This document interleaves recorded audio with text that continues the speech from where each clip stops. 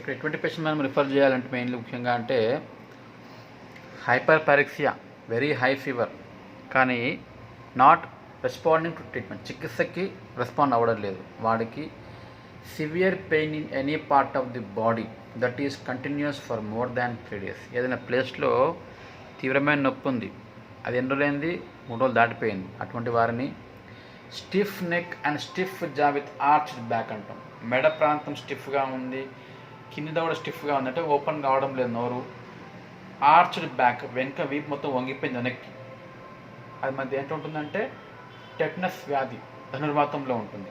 అటువంటి వారిని కన్వల్జన్స్ more than 1 attack with a fever or a serious illness or convulsions without any specific cause.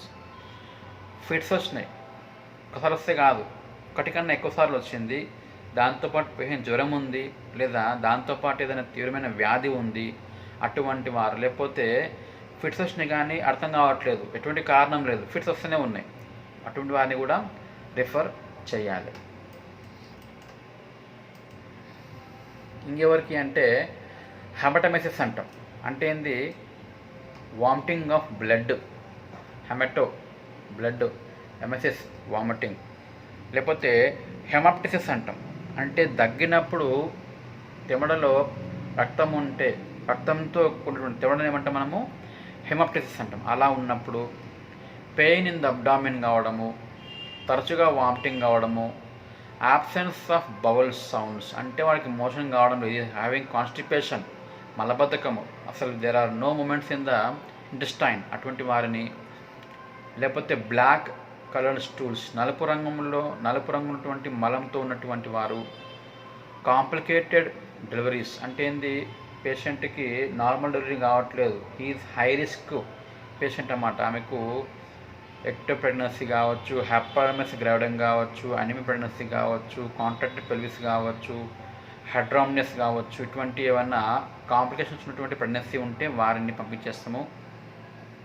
లేకపోతే ఏదైనా coma పోయిన పేషెంట్ని, లేకపోతే తీవ్రమైన డైరియా, నీళ్ళ విరేచనాలు ఉన్నాయి, చికిత్స చేస్తే అందడం లేదు, తగ్గడం లేదు, అటువంటి వారిని, లేకపోతే సివియర్ సైనోసిస్, అంటే ఏంది, సైనసిస్ అంటే బ్లడ్ సప్లై ఆగిపోవడం వల్ల, లేదా ఆక్సిజన్ సప్లై ఆగిపోవడం వల్ల ఒక ప్లేస్ అంతా O2 లేదు, మొత్తం అక్కడ ఏమైంది, CO2 పెరకపోయి అంతా ఏమైంది, బ్లూ కలర్గా మారిపోయింది.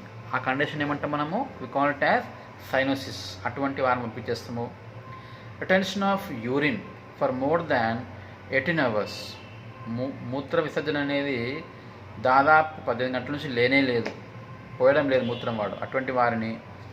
Chest pain in heart patient already heart patient తెలుసు మనకి, అటువంటి వారికి ఏమైంది, చెస్ట్ పెయిన్ వచ్చింది, అటువంటి వారికి పంపించేస్తాం. ఇంకా మల్టిపుల్ ట్రామా, బలమైన గాయాలు ఎక్కువ తగిలిన, ఏదన్నా యాక్సిడెంట్ అయింది, ముఖ్యంగా ఫ్రాక్చర్స్ లాంటివి అయినప్పుడు, పాయిజనస్ కండిషన్స్, ఏదైనా పొరపాటున కానీ ఉద్దేశపూర్వకంగా కానీ పాయిజన్ తీసుకున్నాడు పేషెంట్, ఏదైనా ఆత్మహత్య చేసుకోవాలన్న దేని గురించో, అటువంటి వారిని.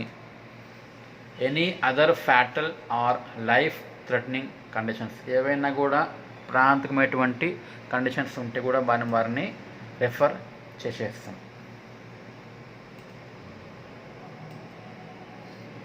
ఇటువంటి టైంలో యాజ్ ఏ హెల్త్ వర్కర్ మీ యొక్క రెస్పాన్సిబిలిటీ ఏంది?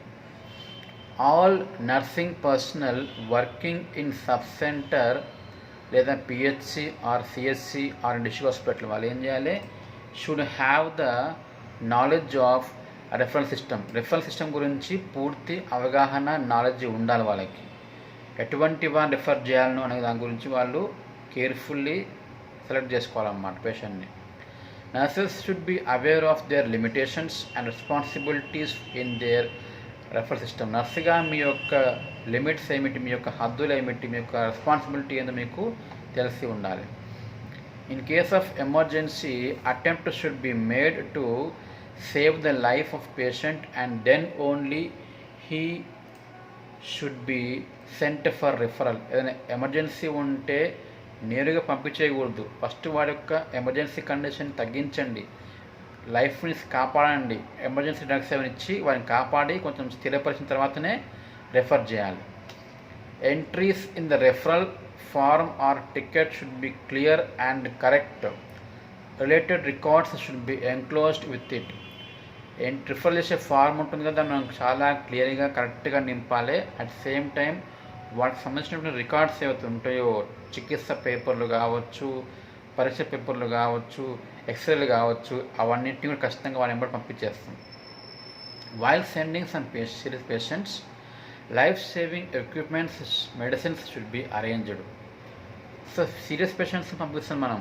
అటువంటి టైంలో వాళ్ళు ఏం చేయాలి, మనము పుట్టిగా వాడిని పంపకుండా పేషెంట్తో పాటు లైఫ్ సేవింగ్ ఎక్విప్మెంట్స్, ప్రాణాంతకంగా ఉన్నటువంటి కండిషన్లో మనం వాడేటువంటి ఎక్విప్మెంట్స్ ఉంటాయి, కొన్ని పరికరాలు, వాటిని దాంతోపాటు కొన్ని మందుని కూడా వెంబడి ఇచ్చి రెఫర్ని చేయాలన్నమాట.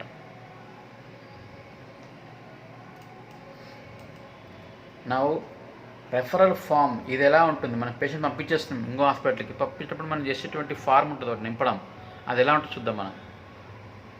దాంట్లో ఏముంటుంది, first name of the hospital, మనం ఏదైతే మనం హాస్పిటల్ మనకు ఉందో దాని పేరు, తర్వాత name of the referral unit, మనం ఎక్కడ పంపాలనుకుంటున్నామో ఆ హాస్పిటల్ పేరు. ఉదాహరణకి ఇప్పుడు మనం జిల్లాలో ఉన్నాం, ఏం రాస్తాం మనము, డిస్ట్రిక్ట్ గవర్నమెంట్ హాస్పిటల్ మహబూబ్నగర్ రాస్తాం. పట్నం పంపించాలి పేషెంట్ని, కింద రాస్తాం Nizam institute of medical sciences, NIMS లేదా గాంధీ, అట్లా ఏదన్నా పేరు రాస్తాం.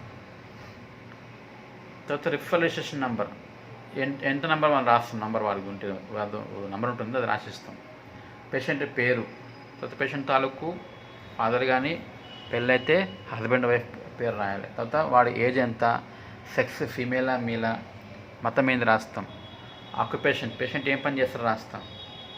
ప్రజెంట్ డయాగ్నోసిస్, ప్రజెంట్లీ మనము నిర్ధారణ చేసినాం కదా దాని పేరేంది, ఏం వ్యాధి ఉంది పేషెంట్కి. కేస్ హిస్టరీ ఇన్ షార్ట్, చిన్నగా క్లుప్తంగా వాడి గురించి రాస్తాం, ఏంది వాడింతకు ఎందుకు వచ్చింది పేషెంట్, ఏమైంది మొత్తం రాస్తాం. డిస్క్రిప్షన్ ఆఫ్ ట్రీట్మెంట్ గివెన్, పేషెంట్కి చికిత్స ఏందో రాస్తాం. Date of sending for referral, referral చేస్తే మనం పంపించే పేషెంట్ని ఆ డేట్ ఏదో రాస్తాం.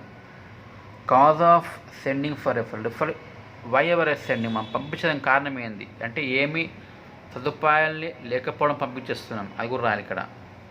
దాంతోపాటు ఎన్క్లోజ్డ్ పేపర్స్, పేషెంట్ తాలూకు పేపర్స్ ఉంటాయి కదా, టెస్టులు కానీ, రిపోర్ట్స్ కానీ, చికిత్స పేపర్లు, అవన్నీ కూడా ఏమైనా జతపరిస్తే అవి కూడా కింద రాస్తాం పక్కన. పంపించే డాక్టర్ ఎవరు, వారి యొక్క డెసిగ్నేషన్ ఏంది, డాక్టరా, స్టాఫ్ నర్సా, అది కూడా కింద మనము రాస్తాం. ఇది రెఫరల్ ఫామ్ అంటాం.